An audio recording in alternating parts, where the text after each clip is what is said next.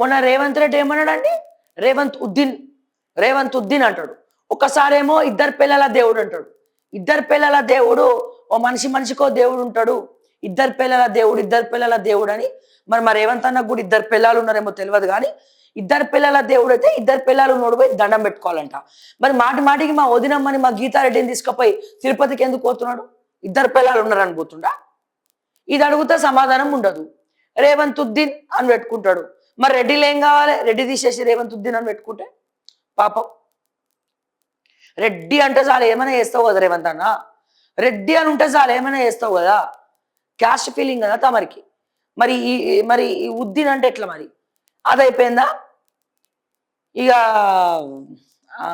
అదేమంటారు, మన అదేదో ఉంటుంది కదా, రాజు గడ్డిని మేస్తే దూడ కంచెని మేస్తే సామెత ఉంటుంది.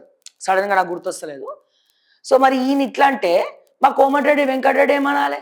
ఈయన చూద్దాం, ఈయనేం మాట్లాడిండో చూద్దాం. మా కోమటిరెడ్డి వెంకటరెడ్డి బుద్ధి నశనానికి పోయింది. ఇది బుర్రల గుజ్జు మొత్తం పోయింది వెంకటరెడ్డిది. ఏం మాట్లాడతాడో ఆయనకే తెలియదు. తాగి మాట్లాడతాడో, తాగకుండా మాట్లాడతాడో, మరి ఎందుకు మాట్లాడతాడో తెలియదు. మరి ఆయనకి ఏమైందో అర్థం కావట్లే. మొన్ననే ఆ స్కూల్ అట్లా అయిందని పొగుడితే ఈ లోపలికి ఇట్లా పడ్డది కథ. నమ్ముకున్నోడిని మోసం చేయడం ఈయన నైజం. ఒకసారి చూద్దాం ఏం మాట్లాడుతున్నాడు. మరి ఈయన కూడా ఉద్దీన్ అయిందా లేకపోతే ఇంకెద్దిన్ అయిండు? ఏం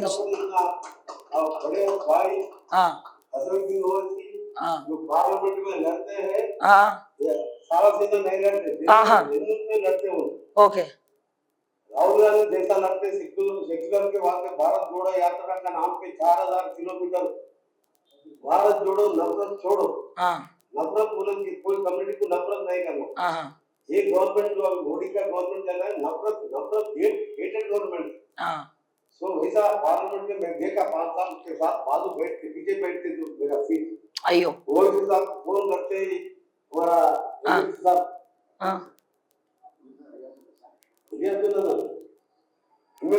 भेज के वो 2 एमए काउंसिल की सपोर्ट करें, 3 काउंसिल की सपोर्ट करें। उसके बाद से एमएलसी साहब को और हमारा बड़े भाई एमपी अजरुद्दीन ओवैसी साहब और मेरा छोटा भाई अकबरुद्दीन मेरे साथ 20 साल असेंबली में हम दोनों बहुत अच्छा दोस्त हैं।